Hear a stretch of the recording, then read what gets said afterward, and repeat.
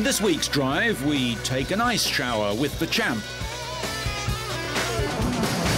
See how the Chev Corvette's travelling. Look at the new Peugeot rally car. And watch one very happy trials winner. All this and more in this week's Drive.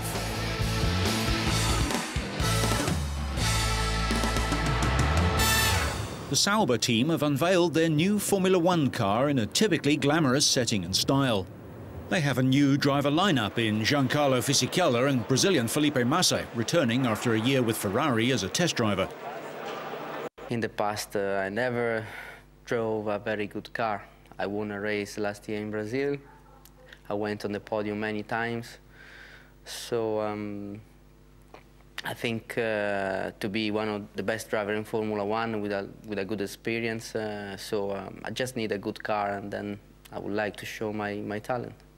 I went to most of the races, and I were in every meetings. So I think you can learn a lot with Michael. So I mean, and with Rubens as well. And I'm sure that my experience now is completely different compared to 2002. So. Fizzy was treated or subjected to a series of aerobatic manoeuvres in another high-tech machine sponsored by Red Bull. And judging by the expression on his face, he'd rather have been somewhere else, anywhere else. The privately owned Sauber team finished 6th overall last season, outperforming both Toyota, with one of the biggest budgets in the sport, and Ford-owned Jaguar, thanks to a points windfall at the US Grand Prix. The new C23 will have the same spec engine and gearbox as this year's Ferrari. Sauber have been using Petronas-badged Ferrari engines since 1997, but traditionally they've received the Italian team's previous season specification. But for 2004, the C23 will benefit from the world champion's latest V10, as well as their 7-speed gearbox. The launch of the new car was at Red Bull's Hangar 7 facilities at Salzburg Airport. English pop group The Sugar Babes hosted the ceremony, performing live before the new C23 car was unveiled.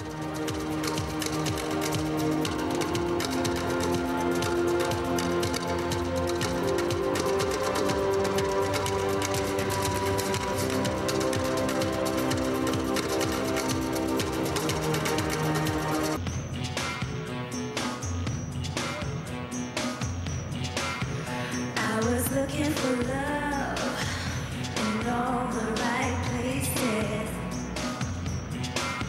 He was flirting with me, and Lord, I had to flirt back. And I fell in love right there on the dance floor. Yeah. The team had abandoned the much-copied twin-keel front suspension concept, now espoused by the radical-looking new Williams, to achieve greater stiffness. Despite that, the car, bearing a marked resemblance to the 2003 championship-winning Ferrari, but with an enlarged engine cover, failed a mandatory crash test and would have to retake it later this month. The team had tried to make everything smaller and had paid the price for it. Sauber traditionally seemed to struggle to develop the car during the season, but this year will benefit from a multi-million-dollar investment in one of the most technically advanced wind tunnels in Formula One.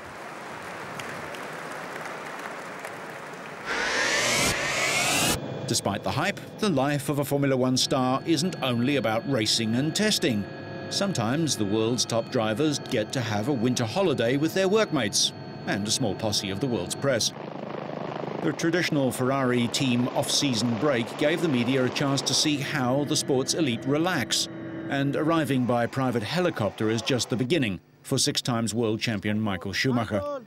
After spending Christmas with his young family in Norway, Schumacher flew to the Italian winter resort for some off-season fun with his teammates in what has become the traditional annual team-building exercise.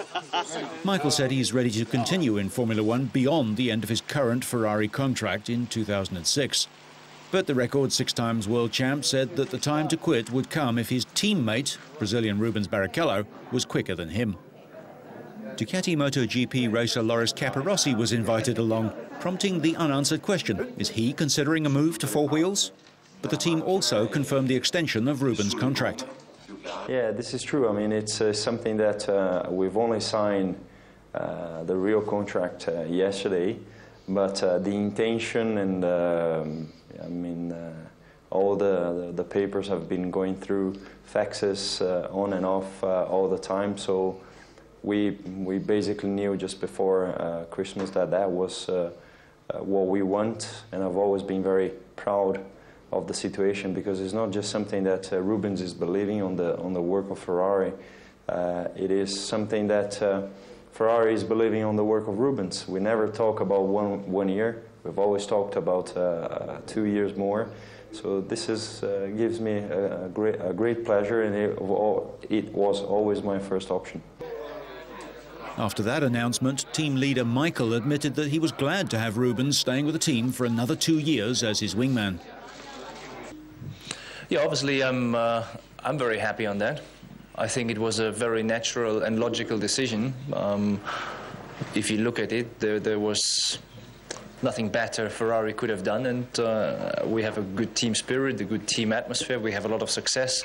We have a stable situation from all the management, and to have a stable situation from the drivers can only help. And we all know, since he's in the team, what the team has achieved. Barrichello joined Ferrari in 2000 after 7 seasons in Formula One with Jordan and then Stuart Ford. I've always said I've been very proud of having Michael as a teammate. I've been always compared to the best, and we have a great relationship together. We work well for the team and to the team, which means that we can have good years ahead. Ferrari will unveil their latest car at Maranello soon, but Barrichello was coy when asked what he expected of the new car.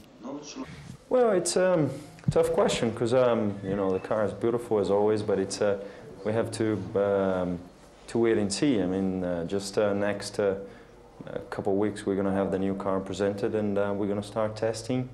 The plans are for us to take the new car to the new season, to Melbourne, and if all goes well, I hope the car is competitive enough for us to really do it. So, can he finally deliver that first world title this season after 10 years in Formula One? Who knows, but I keep on fighting. I have the number 2 on the car, and I have to work hard to have number 1 next year. I keep on. For his part, Schumacher said he's still enjoying the sport and would be happy to stay on beyond the end of his current Ferrari contract. But he said the time to quit would come if he lost the edge. That would be potentially dangerous.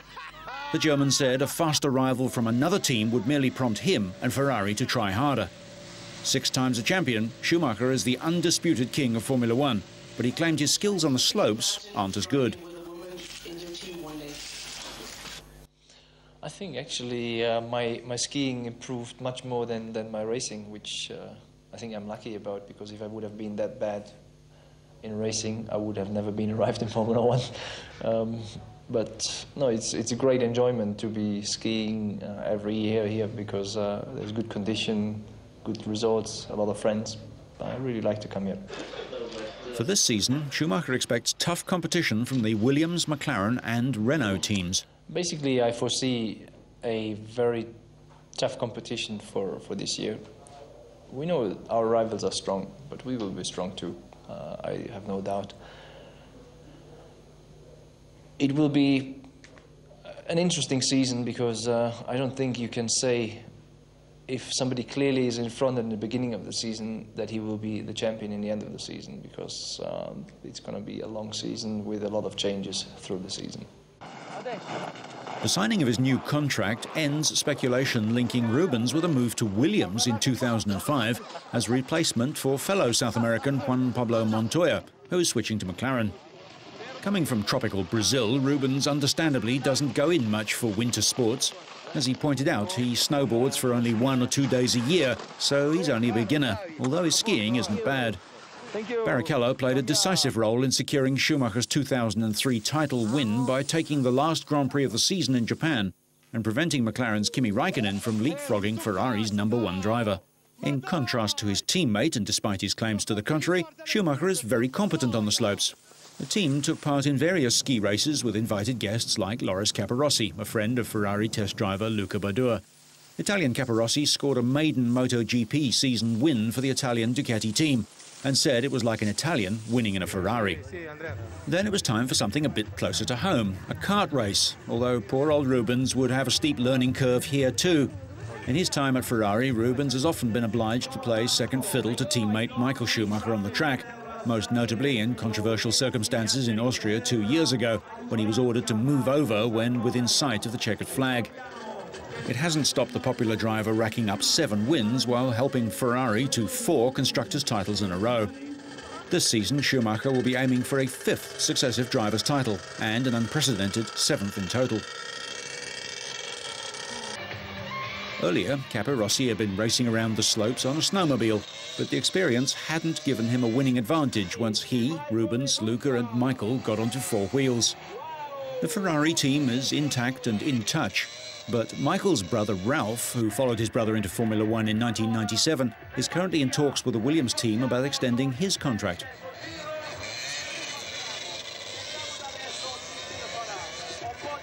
The only place to be in this race was in front. Shards of sharp ice are churned up by those spiked tyres. But at least this time there were no team orders, although the finish did look like there might have been some. It's a fantastic event. It's a good atmosphere. We have a lot of fun events we're doing here for the skiing, for the karting, for the Via Colata. I mean, it's a lot of fun, and even in the evening, plenty of dancing. Schumacher wouldn't elaborate on his own contractual obligations or even his plans for the future, but there are suggestions that Ferrari may offer him an extension to his contract following reports, both in Germany and Italy, that he may retire in 2006 or even before. Despite what he says, Michael certainly gets down the hills at a fair pace, although his Northern European heritage probably doesn't hurt. That and his natural competitive instinct. Undoubtedly the finest racing driver of the modern era, Michael earns a staggering salary for doing what comes naturally to him. But interestingly, he doesn't get a company car from Ferrari, for the road anyway. Instead, he and Rubens drive top-drawer Maseratis, another supercar maker owned by Ferrari's parent, Fiat.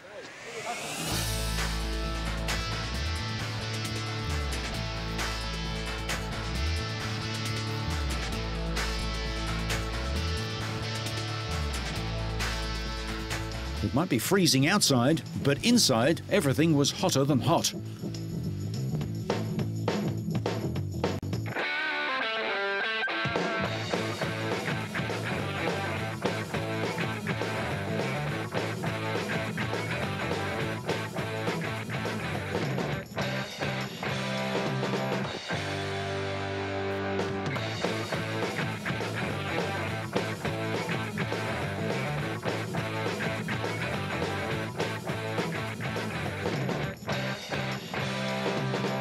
Excited for 2 reasons. It's about product, and it's also about how robust the economy is, and we see positive signs in both areas. The economy is looking better, different stages of development, but around the world it's growing in strength, and we've got a lot of new products, whether it's here in the U.S., other markets that we're getting in some cases very key markets like the Astra in Europe, that are really going to help us out. So we're looking forward to 04 as a chance to be a good year. 6 times in 51 years. That's how many times a new Corvette platform has been brought into this world. That's not very many, so the car you see here, the 6th generation 2005 Corvette, is big news for enthusiasts of the Bruiser Cruiser. The Corvette C6 Coupe is 5 inches shorter and 1 inch narrower than the current car.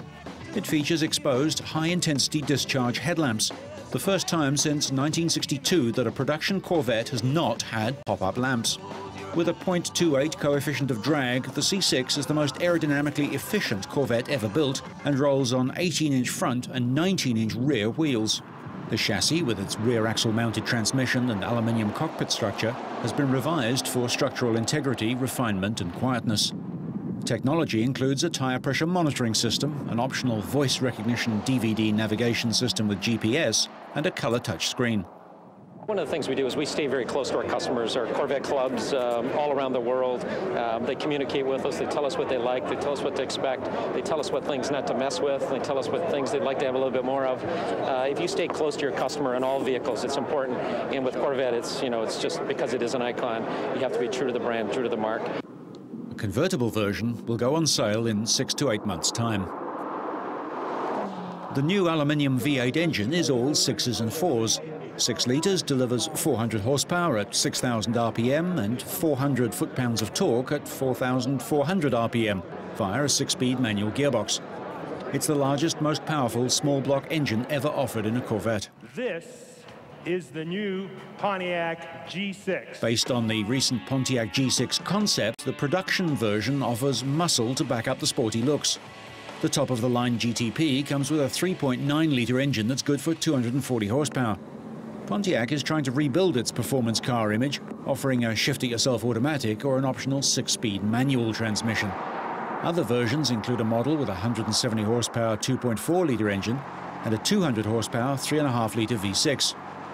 16-inch wheels are standard on the basic model, but GT and GTP models get 17s with an 18-inch wheels available as an option.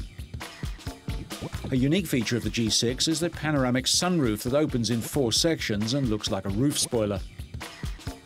The intent here is if we look at the competitive market set, there really isn't very aspirational vehicles in this mid-size sedan segment. I mean, once you get into a sedan configuration, it becomes a pretty humdrum vehicle, and the intent here is to not lose any of the excitement of the Pontiac brand in something that is a pretty traditional configuration as a 3-box sedan. The Pontiac Solstice Roadster will appear as a 2006 model. First shown at the 2002 Detroit show, the Solstice was designed from the ground up in less than 4 months, promising open-air driving freedom in the spirit of the great roadsters of the past. The production model remains true to the original concept, including rear-wheel drive, 2-passenger seating, and a reverse hinged clamshell bonnet over a double overhead cam, variable valve 4-cylinder engine, producing about 170 horsepower. Interior design has details like pedals placed for easy heel and toe driving and a cockpit-style instrument panel that sweeps around the driver. Well, I think they're going to look at this car and they're going to say, it reminds me of a lot of the prestigious German roadsters, only maybe it looks even better, and I can't believe that this is priced at below $20,000. Based on the same chassis, the Saturn Curve concept car is built in fiberglass panels over a steel tube structure, with roof pillars concealed by a wraparound canopy of glass to create a look of a floating roof panel. Sporty performance is provided by a supercharged 2.2-litre 200 horsepower 4-cylinder engine paired with a Getrag 5-speed manual transmission. Unique 7-spoke 20-inch wheels are fitted with performance tyres, while monster 14-inch brake rotors with twin-piston front calipers provide stopping power. The powertrain, chassis and brake system are based on existing production components. Just how close to production might the Curve really be? When the doors are open, the door panels change to orange-red to act as a warning light, eliminating the need for a reflector. Yet another variation on the same platform is the Chevy Nomad concept. Not a sedan, a wagon, an SUV, or any other definable vehicle, the Nomad supposedly evokes the spirit of the 1954 Chevy Nomad concept vehicle, including its round headlamps mounted on gently curving fenders, a trademark Corvette grille, and a forward-sloping B-pillar. It was designed in Britain with the help of Italian coach builder Pininfarina. A turbocharged version of the 2.2 4-cylinder engine drives the Nomad via an electronic 5-speed automatic transmission. The concept features clever details to accommodate large, bulky items, such as a removable rear roof panel, a folding tailgate, and a sliding cargo floor that extends over the folded tailgate, so items on the load floor can easily be pushed into the cargo area. The cool blue interior and dash lighting are more reminiscent of a nightclub than a car, but that is exactly what Chevy was going for. Detroit opens the season with American ideas. The next major show is in Geneva in March, where European car makers will strut their stuff.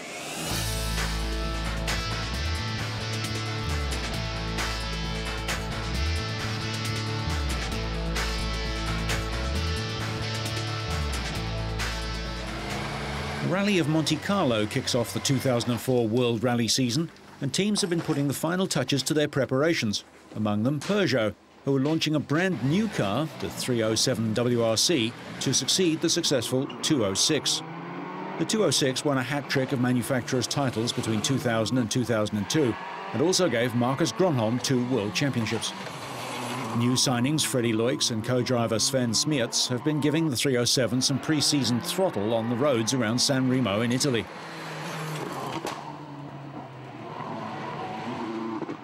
It's feeling very well. We have been working quite a lot the last few months, and we have done a lot of testing on tarmac, but also on snow for Sweden and Monte Carlo.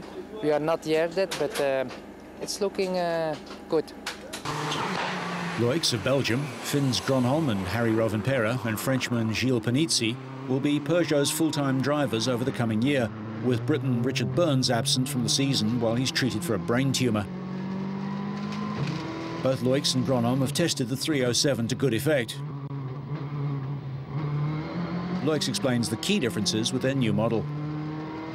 It's a completely different car in the way that the 307 is a little bit longer wheelbase, so it's also much more progressive, and it's also a complete new engine, new transmission, so it's a completely new car. The 33-year-old Belgian, one of the most popular drivers on the circuit, moved to Peugeot from Hyundai last year, and he's hoping the switch will give him the chance to prove his ability.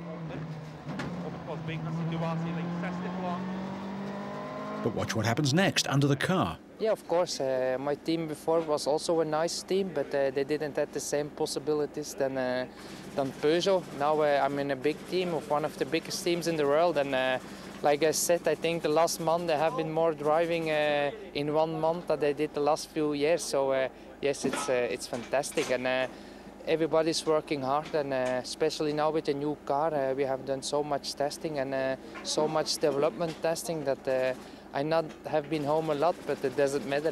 It will be a good preparation for Monte Carlo. And Peugeot's development plans don't end here. Ominously, the team has a link with the European Space Agency, meaning state-of-the-art materials in future rally cars.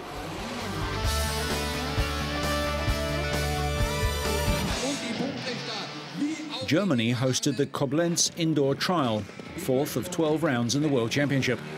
Dougie Lamkin held a 2-point lead in the title, having won 2 of the previous rounds. But the British Montesa rider failed to reach the 4-man final after picking up 11 penalties in the qualification heat. Lamkin's compatriot Graham Jarvis conceded 5 penalties in the same round, contested over 7 observed sections. Sherco rider Jarvis would finish with 19 points in the final, ending up in 4th place. Like Jarvis, Spain's Albert Cabastany produced a fine display in qualifying, only to see his hopes of victory disappear in the final. Cabastany would concede 16 points and settle for 3rd place. Spain's Adam Raga claimed the 4th and final place in the deciding round with 7 penalties in qualifying. The Gas rider would concede another 7 to finish in joint 1st place after 7 sections. Leading the qualifying round with just 3 points, Japan's Takahisa Fujinami could almost taste the first world indoor win of his trials career. Despite a poor performance in the final, the Honda rider finished level with Raga and faced the Spaniard in a double-lane race to decide the winner.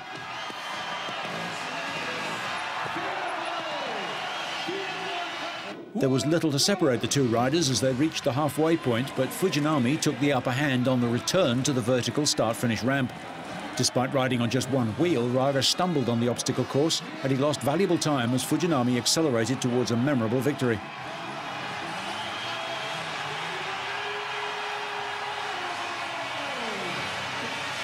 Fujinami's win throws the championship wide open, as it looks like both he and Raga could challenge 7-time world champion Lamkin for the season's honours.